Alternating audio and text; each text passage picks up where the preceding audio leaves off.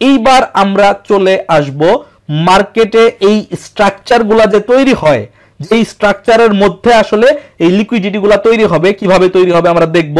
সেই মার্কেট স্ট্রাকচারটা এখন আমরা শিখব। আসেন দেখি পরবর্তীতে কি আছে। মার্কেট স্ট্রাকচারের ক্ষেত্রে সবচেয়ে কমন যে দুইটা টার্ম, একটা হচ্ছে বস, একটা হচ্ছে চক। প্রায় আমরা শুনে থাকি বস চক। বস চক জিনিসটা আসলে কি, কিভাবে তৈরি হয় একটু বোঝার চেষ্টা করি।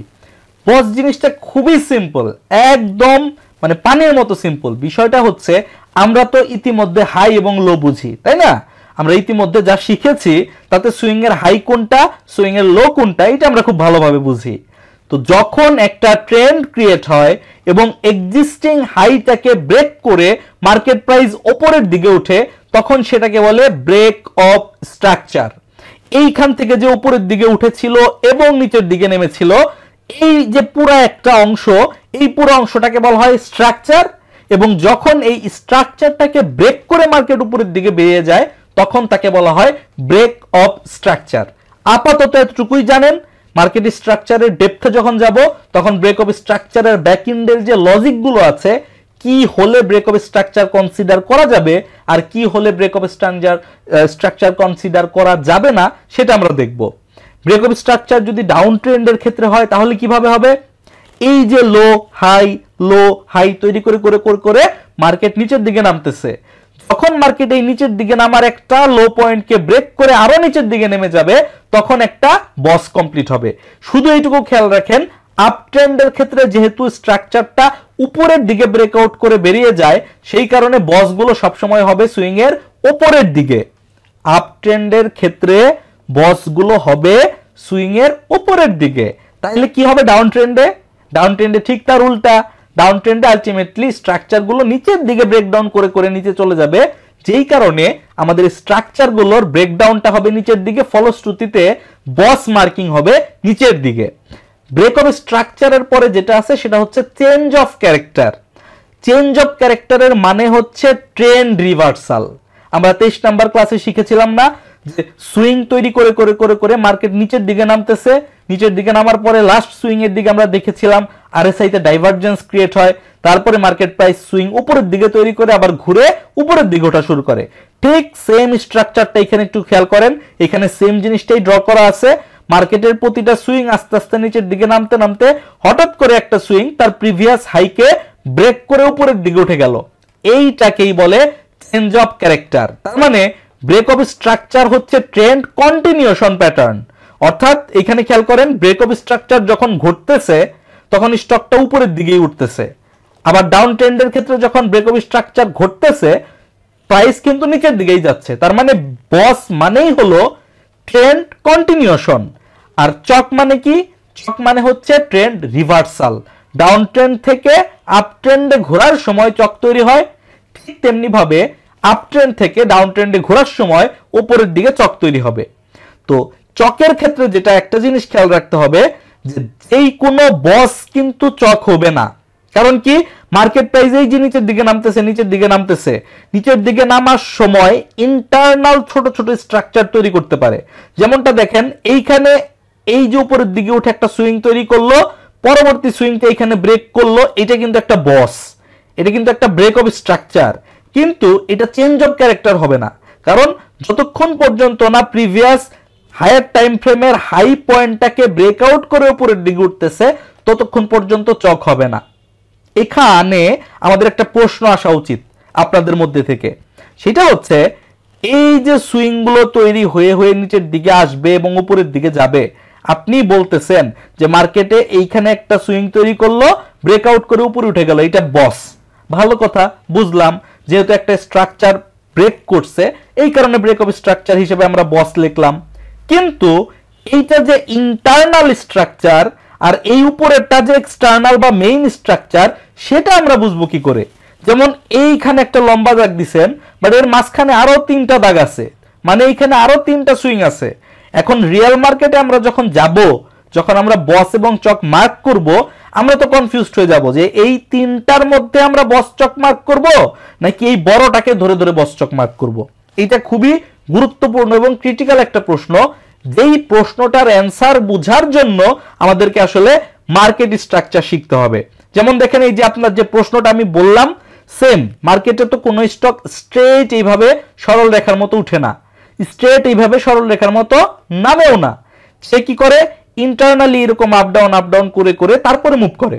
তাহলে এইখানে যখন মার্কেট ইন্টারনালি আপ ডাউন করবে, এই যে ইন্টারনালি আপ ডাউন করতেছে, এইটাকে বলা হয় ইন্টারনাল স্ট্রাকচার। কিন্তু এই ইন্টারনাল স্ট্রাকচারের মধ্যে যদি আবার একটা স্ট্রাকচার আর একটা স্ট্রাকচারকে ব্রেকআউট করে উপরে উঠে যায় কিংবা নিচে নেমে যায়, সেইখানে কিন্তু আমরা বস চক ধরবো না, আমরা ধরবো সুইং এর মেজর হাইতে এবং সুইং এর মেজর লোতে। সুইং এর মেজর হাইতে এটা ডাউন ট্রেন্ডের ক্ষেত্রে দেখানো হয়েছে, এটা হচ্ছে সুইং এর মেজর লোতে। কিন্তু এই ইন্টারনাল স্ট্রাকচার গুলো আমরা ট্র্যাক করব কিভাবে রিয়াল মার্কেটে? আমাদের মূল সমস্যাটা এখানেই ঘটবে যে কোনটা ইন্টারনাল স্ট্রাকচার আর কোনটা এক্সটার্নাল স্ট্রাকচার সেটা আমরা বুঝবো না। সেইটা বোঝার জন্য এখন আমরা মার্কেট স্ট্রাকচার শিখব। আসেন একটু মার্কেট স্ট্রাকচারের বেসিকটা শিখি।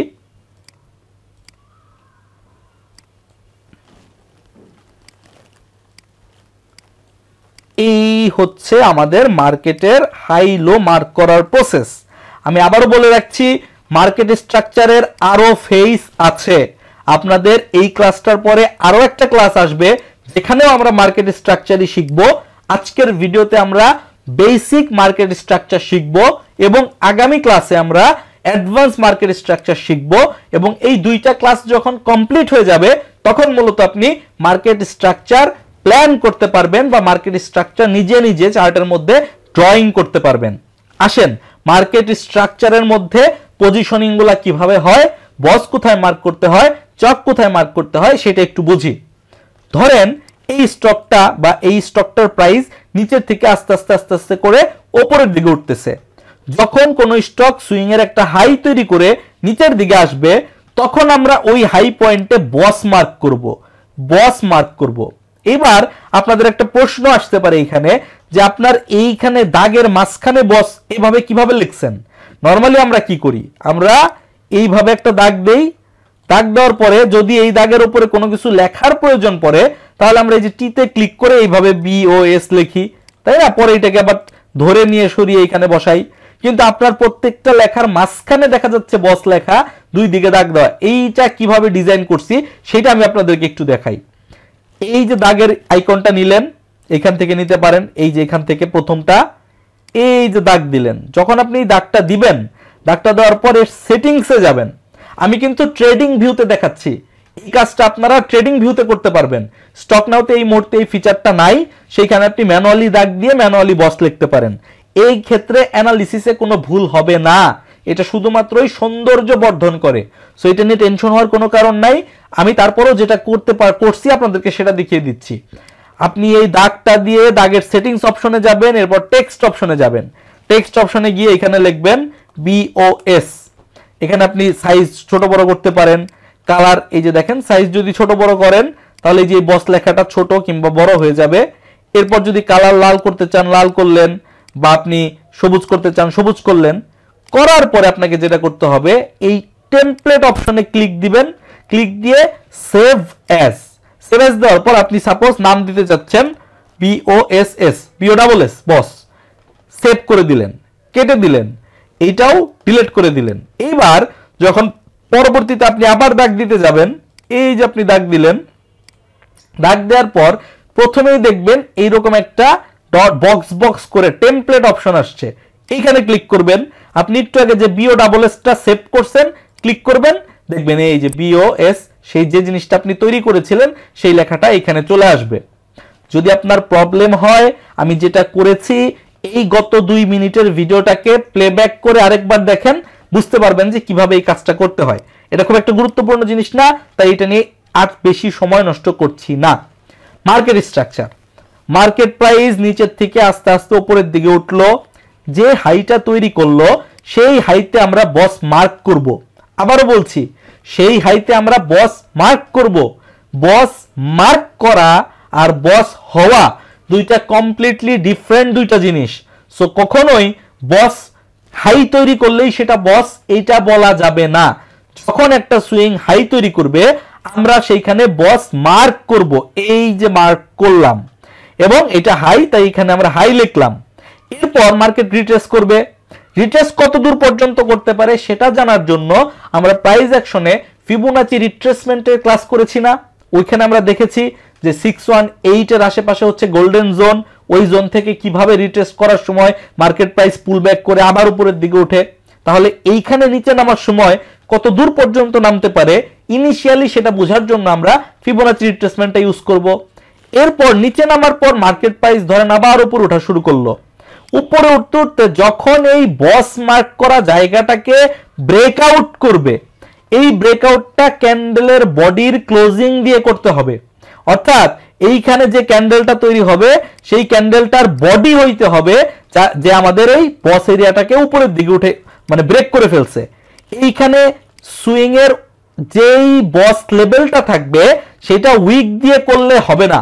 উইক দিয়ে করলে হবে না মানে বুঝতে পারছেন, যে আমার ক্যান্ডেলটা থাকলো নিচে এরকম, উপরের দিকে সুইংটা থাকলো এরকম, যেটা ওই সুইং দিয়ে পার করেছিল কিন্তু দিন শেষে টিকতে পারে নাই, এরকম হইলে হবে না। আমাদেরকে ক্যান্ডেলের বডি দিয়ে ক্লোজিং দিতে হবে। যদি ক্যান্ডেলের বডি দিয়ে এই লেভেলটাকে ব্রেকআউট করে তখন আমরা নিচের এই লেভেলটাকে লো মার্ক করব এবং লো হলো বিধায় এই জায়গাটাতে আমরা চক বসাবো। আবারও বলছি, এই জায়গাটা খুবই ইজি কিন্তু খুবই গুরুত্বপূর্ণ, কারণ মার্কেট স্ট্রাকচারের এর পরবর্তীতে আর যা যা আছে সবকিছু আসলে এই অংশটুকু বোঝার উপরে খুব গুরুত্বপূর্ণভাবে নির্ভর করে। আমি আবার বলছি, একটু বোঝার চেষ্টা করেন। মার্কেট প্রাইস যেই কোনো একটা লেভেল থেকে বাড়া শুরু করলো, বাড়তে বাড়তে সে যে কোনো দূর পর্যন্ত যেতে পারে। এটার মাঝখানে ইন্টারনাল স্ট্রাকচার থাকতে পারে, কোনো অসুবিধা নাই। ইন্টারনাল স্ট্রাকচারগুলোকে কিভাবে আমরা ফিল্টার আউট করতে পারি সেটা আমরা আগামী ক্লাসে শিখে যাব। বাট এখন এই মুহূর্তে আপনি শুধু এইটুকু বুঝেন, মার্কেট প্রাইস বাড়তে বাড়তে যেই পর্যন্ত উঠবে সেই পর্যন্ত উঠার পর এইখানে আমরা হাই লিখবো, হাই, এবং হাই হলো বিধায় ওই জায়গাটাতে আমরা বস মার্ক করব। এইভাবে দাগ দিয়ে রাখবো যে পরবর্তীতে এখানে বস হয় কিনা। আপনি যে এইভাবে দাগ দিবেন, দাগটা এই পর্যন্ত থাকবে। যদি পরবর্তীতে এই লেভেল ব্রেক করে, এই লেভেল ব্রেক করে এখানে, তাহলে এই বসটা তখন অ্যাক্টিভ হবে। এখনো পর্যন্ত কিন্তু বস অ্যাক্টিভ হয় নাই। এইখানে দাগ দিলাম, এর মানে হচ্ছে পরের বার যদি মার্কেট প্রাইস এই লেভেলকে পার করতে পারে তাহলে বস হবে, ব্যাপারটা এরকম। এবার মার্কেট প্রাইস নিচের দিকে নামলো, নামতেছে নামতেছে নামতে নামতে একটা লেভেল পর্যন্ত এসে উপরের দিকে ওঠা শুরু করলো। মার্কেট প্রাইস এই পর্যন্তই আসুক, মার্কেট প্রাইস এই পর্যন্তই আসুক, আর মার্কেট প্রাইস এই পর্যন্তই আসুক, আপনি কখনোই এই লেভেলে লো লিখবেন না, চক মার্ক করবেন না, যতক্ষণ পর্যন্ত না প্রাইস ঘুরে গিয়ে উপরের দিকে উঠে বস হিট করতেছে। আবার বলছি, খুব মনোযোগ দিয়ে বুঝুন। মার্কেট প্রাইস নিচের থেকে আস্তে আস্তে করে উপরের দিকে উঠে একটা নির্দিষ্ট দূরত্ব পর্যন্ত উঠলো, উঠার পরে নিচে পড়া শুরু করলো, তখন আমরা ওই উপরের লেভেলটাকে হাই মার্ক করব। যেটা আমার হাই পয়েন্ট সেটাই হবে আমার বস মার্ক করার জায়গা। বস মার্ক করার জায়গা, বস মার্ক করে চুপচাপ বসে থাকো। এবার মার্কেট প্রাইস আবার নিচের দিকে আসলো, যে কোনো দূর পর্যন্ত আসতে পারে, আমরা লো হিসেবে মার্ক করব না। এখানে আসলেও বলবো না এটা লো, এখানে আসলেও বলবো না এটা লো, আমরা ওয়েট করব। যখন মার্কেট প্রাইস ঘুরে গিয়ে এই বসটাকে ক্রস করে উপরের দিকে উঠে যাবে তখন আমরা কনফার্ম হব যে এইটা হচ্ছে আমার লো পয়েন্ট, এবং যেটা আমার লো পয়েন্ট আপ ট্রেন্ডের ক্ষেত্রে ওইটাই হবে আমার চক পয়েন্ট। এই হইল চক। তো এইভাবে আমরা বস এবং চক মার্কিং করতে করতে উপরের দিকে যাব। এবার আমি পরবর্তীগুলো জাস্ট আপনাদেরকে দেখিয়ে দিচ্ছি, তাহলে আপনারা বুঝতে পারবেন। মার্কেট উপরের দিকে গেল, হাই তৈরি হলো, হাই তৈরি হইলে বস শুধুমাত্র মার্ক করলাম, নিচের দিকে আসলো, নিচের দিকে এসে যত দূর পর্যন্ত যাক আমার কোনো কাজ নাই, আমি কিচ্ছু করব না, উপরের দিকে উঠলো। যখন গিয়ে বস লেভেলটা ব্রেকআউট করে উপরের দিকে পার হয়ে গেল, তখন আমার বস হয়ে গেল, তখন আমি এইখানে লো মার্ক করলাম। যখন আমি এখানে লো মার্ক করলাম তখন এখানে কি হবে, চক হবে। আমরা বলেছি যেটা হাই পয়েন্ট আপ ট্রেন্ডের ক্ষেত্রে সেটা বস, যেটা লো পয়েন্ট আপ ট্রেন্ডের ক্ষেত্রে সেটা চক। বস একটার পর একটা হইতে হইতে যাবে, কিন্তু চক কিন্তু সবসময় একটা হবে। এইটা ছিল লো পয়েন্ট, তাই এখানে ছিল প্রিভিয়াসলি চক। এইখানে এখন নতুন একটা লো পয়েন্ট তৈরি হইলো, এই চকটাকে শিফট করে আমরা এইখানে নিয়ে আসব। ক্লিয়ার? আমি আরেকবার বলছি যাতে কোনো ধরনের কনফিউশন না থাকে, যেহেতু এইটা একটা আপ ট্রেন্ড, চক জিনিসটা কিভাবে কাজ করে এইখানে খেয়াল করে দেখেন, সুইং কিন্তু অনেকগুলা, তার মানে কি এইখানে একটা বস হইছে, এইখানে একটা বস হইছে, নিচের দিকে থাকলে আরো বস হইতো, বাট যখন ট্রেন্ড চেঞ্জ করে উপরের দিকে উঠলো চক কিন্তু একটাই, চেঞ্জ অফ ক্যারেক্টার কিন্তু একটাই। আমি আপনাদেরকে এই যে আরেকটা ডায়াগ্রাম দিয়ে বুঝাচ্ছি, এইখানে খেয়াল করেন, এইখানে উপরের দিকে উঠলো নিচে নামলো, আবার উপরে উঠলো নিচে নামলো, আবার উপরে উঠলো, প্রত্যেকবার স্ট্রাকচার ব্রেক করছে, এগুলা কিন্তু এক একটা বস ছিল, কিন্তু এইটা ছিল তার লো, এইটা ছিল তার লো, এটা ছিল তার সর্বশেষ লো, সর্বশেষ যে লোটা থাকবে সেইটা হবে হচ্ছে চক, অন্যগুলোতে কিন্তু চক থাকবে না, ওগুলো লো থাকবে, এগুলো লো হাই লো হাই লো, কিন্তু নিয়ারেস্ট লোটা হচ্ছে আমার চক পয়েন্ট। যদি তাই হয় তাহলে এখানে খেয়াল করেন, এইখানে ছিল আমার প্রিভিয়াস লো, তখন আমি ছিলাম এই পর্যন্ত, আমি আপনাদেরকে এইটা ঢেকে দেই তাহলে খুব ইজিলি বুঝতে পারবেন। দেখেন এইটাকে ঢেকে দিলাম, এখন দেখেন এটাকে একটু মার্ক করে দিই ব্ল্যাক, ওকে ডান। এবার খেয়াল করেন, মার্কেট প্রাইস উপরের দিকে উঠতেছে, উপরের দিকে উঠতেছে, যখন এই পর্যন্ত উঠছে তখন আমার হাই পয়েন্ট হচ্ছে বসের জায়গাটা আর লো পয়েন্ট হচ্ছে নিচের পয়েন্টটা, যেহেতু আমার প্রিভিয়াসলি নিয়ারেস্ট লো পয়েন্ট হচ্ছে এইটা, নিয়ারেস্ট লো পয়েন্ট হচ্ছে এইটা, তাই চক হবে ওই জায়গাটাতে, চক হবে এই জায়গাটাতে। এবার আমি আরো উপরে উঠে গেলাম, নতুন একটা হাই তৈরি করলাম, আরো সামনের দিকে যাই, নিচের দিকে এসে আরেকটা বস করে ফেললাম, তাহলে আমার একটা নতুন লো তৈরি হইলো, প্রিভিয়াসলি একটা লো ছিল এখন আরেকটা লো হইলো, কি বললাম চক হবে নিয়ারেস্ট লো পয়েন্টে, চক কিন্তু একটাই, চক মাল্টিপল হবে না। সো এইটাকে শিফট করে আমরা নিচের থেকে উপরে নিয়ে গেলাম, এরপরে আমরা পরবর্তী সুইং এ যাই, আবার একটা হাই তৈরি করলো, নিচের দিকে নামলো, এখানে কিন্তু আমরা লো লিখবো না যতক্ষণ পর্যন্ত বস না হবে, উপরের দিকে গিয়ে বস হিট করে দিল, এইখানে আমরা লো পাইলাম, যেহেতু আমরা লো পাইলাম সেহেতু আমরা চকটাকে নিয়ে এইখানে বসায় দিলাম, এখন কিন্তু চক এইখানে চলে আসলো। এবার মার্কেট প্রাইস আবার উপরের দিকে যাচ্ছে যাচ্ছে যাচ্ছে, এইখানে একটা হাই তৈরি করলো, হাই তৈরি করার সাথে সাথে আমাদের কাজ কি, হাই তৈরি করার সাথে সাথে আমাদের কাজ হচ্ছে এখানে বস মার্ক করে চুপচাপ বসে থাকা, মার্কেট প্রাইস নিচের দিকে আসতেছে, এইটা আমাদের চক পয়েন্ট, প্রিভিয়াস থেকে আমাদের একটা চক পয়েন্ট এখানে আছে ইতিমধ্যে। এবার দেখি মার্কেট প্রাইস কোন পর্যন্ত আসে, মার্কেট প্রাইস আসতে আসতে আসতে আসতে চকটাকে হিট করে দিল, তাহলে কি বস কিন্তু আর হইল না, বসটা মার্ক করা ছিল, বস কি হইছে, বস হয় নাই, বস ওইখানে মার্ক করাই আছে, এটাই এই সুইং এর হাইয়েস্ট পয়েন্ট। আর এইখানে চক হিট করে দিল, তার মানে হচ্ছে আপ ট্রেন্ডটা শেষ, এইখান থেকে মার্কেটে এখন আবার একটা ডাউন ট্রেন্ড শুরু হইতে যাচ্ছে, তাহলে এইখানে চক হিট করে নিচের দিকে নেমে গেল, এইবার যদি সামনের দিকে যাই আমরা নতুন করে যদি নিচের দিকে নামে তাহলে এইখানে আবার বস হবে। দেখেন হাই করছে যখন, যখন উপরের দিকে উঠছে প্রত্যেকটা হাই ব্রেক করে উপরে ওঠার সময় একটা করে বস হইছে, এখন কি করতেছে, এখন নিচের দিকে নামতেছে না, নিচের দিকে যখন নামবে তখন নিচের দিকের এই পয়েন্টটাকে ব্রেক ডাউন করলে অর্থাৎ লো ব্রেক করলে সেটা হবে ডাউন ট্রেন্ড।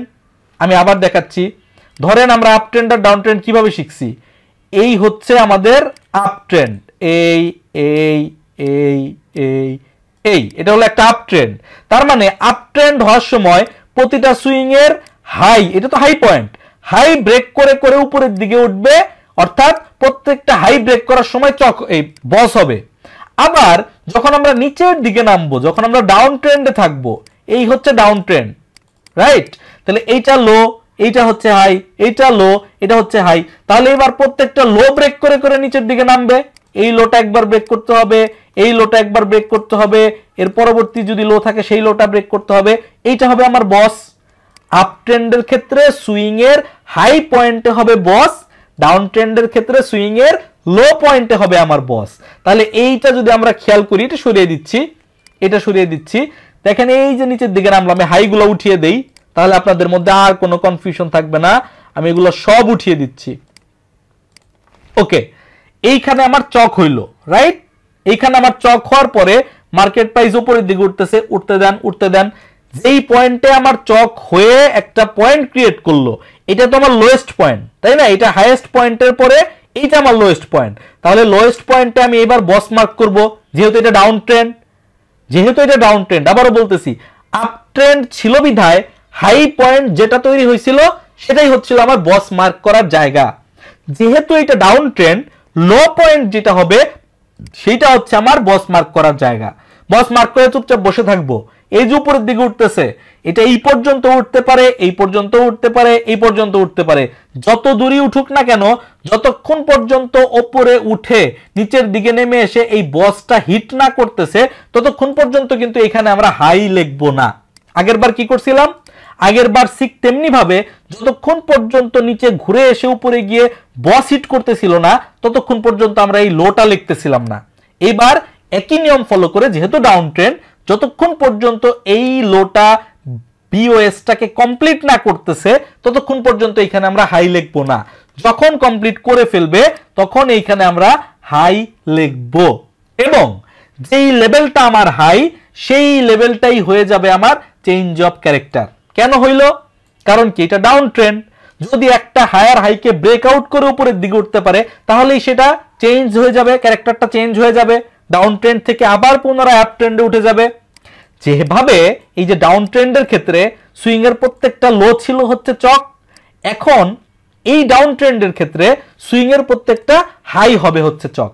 মার্কেট প্রাইস আবার নিচের দিকে আসলো, একটা লো তৈরি করলো, করার পর উপরের দিকে ওঠা শুরু করলো।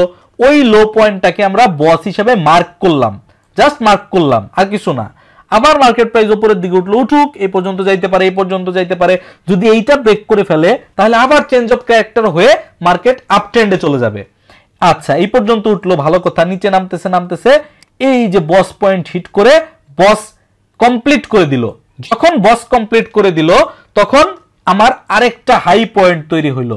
যেহেতু নিয়ারেস্ট হাই পয়েন্ট এইটা, তাহলে চকটা এখান থেকে শিফট হয়ে নিয়ারেস্ট হাই পয়েন্টে চলে আসলো।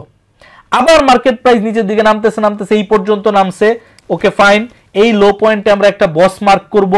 বস মার্ক করার পরে বস কিন্তু হয় নাই, বস শুধুমাত্র মার্ক করছি। মার্কেট প্রাইস আবার উপরের দিকে উঠতেছে, যে কোনো দূর পর্যন্ত উঠতে পারে। যদি এই চকটাকে ব্রেকআউট করে ফেলে তাহলে আবার আপ ট্রেন্ড তৈরি হবে। এই পর্যন্ত উঠলো, উঠার পরে মার্কেট প্রাইস আবার নিচের দিকে নামা শুরু করলো। নিচের দিকে নামতে নামতে একটা সময় এসে বসটাকে হিট করে দিল। যখন বসটা কমপ্লিট হলো তখন আমরা হাই পয়েন্ট খুঁজে পেলাম এবং যেহেতু এই হাইটা ডাউন ট্রেন্ডের নিয়ারেস্ট হাই পয়েন্ট, এইখানে চকটা চলে আসলো এবং এই যে বস পয়েন্টগুলো ছিল এগুলো ছিল হচ্ছে এক একটা লো, এইগুলো ছিল এক একটা লো। এখন আবার দেখেন, এই যে স্ট্রাকচারটুকু আপনাদের সামনে দেখানো হইল, শুধুমাত্র এই স্ট্রাকচারটুকু যদি আপনি সঠিকভাবে বুঝতে পারেন তাহলে আপনি স্মার্ট মানি কনসেপ্টের আগামী আসন্ন কনসেপ্টগুলোকে, মানে ওবি কি, এফভিজি কি, অ্যাডভান্স মার্কেট স্ট্রাকচার কি, অন্যান্য জিনিস যেগুলো আসতেছে সেগুলো আপনি বুঝতে পারবেন। যদি আপনি এই জিনিসটা না বুঝতে পারেন, এর পরবর্তী ক্লাসগুলোর কোনো কিছুই আপনি কমপ্লিটলি বুঝতে পারবেন না, কারণ এটা হচ্ছে একদম ফাউন্ডেশন। সো আজকের এই ক্লাসটা খুবই সিম্পল, খুবই বেসিক, কিন্তু খুবই খুবই খুবই গুরুত্বপূর্ণ।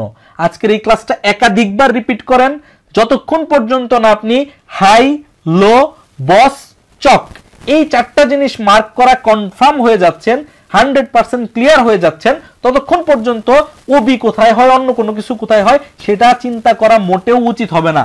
আমি আরেকবার সামারি রিভিশন করে দিচ্ছি। মার্কেট প্রাইস উপরের দিকে উঠতেছে, উঠতে উঠতে একটা হাই তৈরি করলো, এটা আপ ট্রেন্ড চলতেছে। হাই যেখানে তৈরি করলো সেখানে আমরা বস মার্ক করব।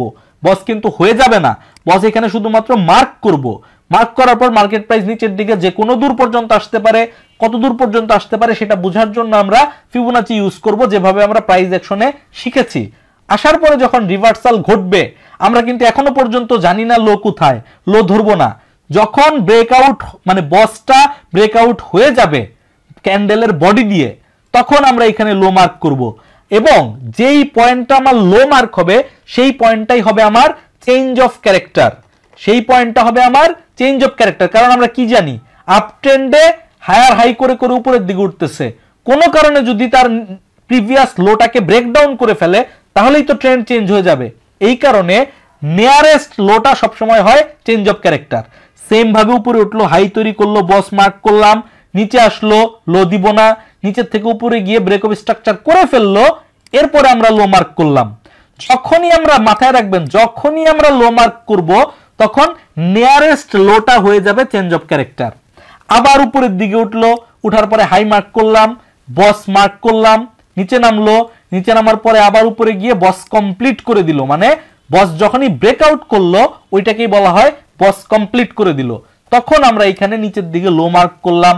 যেহেতু এইটা আমার হাইয়ের থেকে নিয়ারেস্ট লো পয়েন্ট, তাই আমার চেঞ্জ অফ ক্যারেক্টারটা শিফট হয়ে এইখানে চলে আসলো। এবার মার্কেট প্রাইস আবার উপরের দিকে উঠলো, উঠার পরে এখানে হাই মার্ক করলাম, ব্রেক অফ স্ট্রাকচার মার্ক করলাম। পরবর্তীতে দেখা গেল মার্কেট প্রাইস নিচে নামার পরে ঘুরে এসে আর ব্রেক অফ স্ট্রাকচারকে হিট করলো না, বরঞ্চ নিচের দিকে নেমে চেঞ্জ অফ ক্যারেক্টারকে হিট করে ফেললো। যেহেতু হিট করে ফেললো, আমরা কনফার্ম হয়ে গেলাম যে এখন ডাউন ট্রেন্ড আসতে চলেছে। এরপর মার্কেট প্রাইস উপরের দিকে যে পর্যন্তই যাক, আমরা হাই মার্ক করব না, আমরা লোটাকে বস মার্ক করে বসে থাকবো কখন এই বসটাকে ব্রেক ডাউন করে। যতক্ষণ পর্যন্ত বসটাকে ব্রেক ডাউন না করবে ততক্ষণ পর্যন্ত আমরা হাই মার্ক করব না। যখন এই বসটাকে ব্রেক ডাউন করলো তখন আমরা এখানে হাই মার্ক করলাম এবং এই চেঞ্জ অফ ক্যারেক্টারটা, এই চেঞ্জ অফ ক্যারেক্টার যেটা এইখানে ছিল এটা শিফট হয়ে এইখানে চলে আসলো। এবার কোনো কারণে যদি মার্কেট প্রাইস উপরে উঠতে উঠতে এটাকে ব্রেক করে ফেলতে পারে, তাহলে মার্কেট আবার ডাউন ট্রেন্ড থেকে ঘুরে আপ ট্রেন্ডে চলে যাবে। আবার নিচের দিকে নামতেছে, নামতে নামতে একটা লো পয়েন্ট তৈরি হইলো। লো পয়েন্টে আমরা বস মার্ক করলাম। বস মার্ক করার পরে আমরা বসে আসি চুপচাপ, এগুলো কিছু নাই। মার্কেট উপরের দিকে এসে নিচের দিকে আবার নেমে এই বসটাকে হিট করে নিচের দিকে নেমে গেল, তাহলে এইখানে আমরা হাই পয়েন্ট পেলাম। যেহেতু এটা নিয়ারেস্ট হাই পয়েন্ট, সেই জন্য এইখানে আমরা চক মার্ক করলাম। পরবর্তীতে মার্কেট আবার নিচে নেমে একটা লো তৈরি করলো, আমরা এখানে বস মার্ক করে বসে আছি, হাই এখনো নাই। এখানে হাই হইলো, হওয়ার পরে এই ব্রেক অফ স্ট্রাকচার যখন কমপ্লিট হইলো তখন আমরা এখানে হাই মার্ক করলাম এবং যেহেতু এইটা নিয়ারেস্ট হাই পয়েন্ট সেহেতু আমরা চকটাকে শিফট করে এইখানে নিয়ে আসলাম। অর্থাৎ মার্কেটের প্রতিটা সুইং যখন ব্রেক অফ স্ট্রাকচার হবে সেইটা এক একটা বস মার্ক হবে, কিন্তু মার্কেটের যে কোনো পরিস্থিতিতে চক পয়েন্ট কিন্তু একটাই হবে।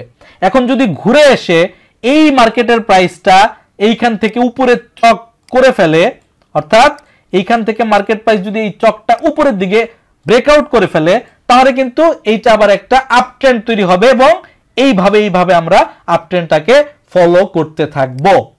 তো এই হচ্ছে মার্কেট স্ট্রাকচারের একদম বেসিক পার্ট, যেটার থেকে আপনি বুঝবেন যে বস কি, চক কি, কোথায় বস পয়েন্ট হয়, কোথায় চক পয়েন্ট হয়। এবং আমরা মাথায় রাখবো বস মানে হচ্ছে ট্রেন্ড কন্টিনিউয়েশন।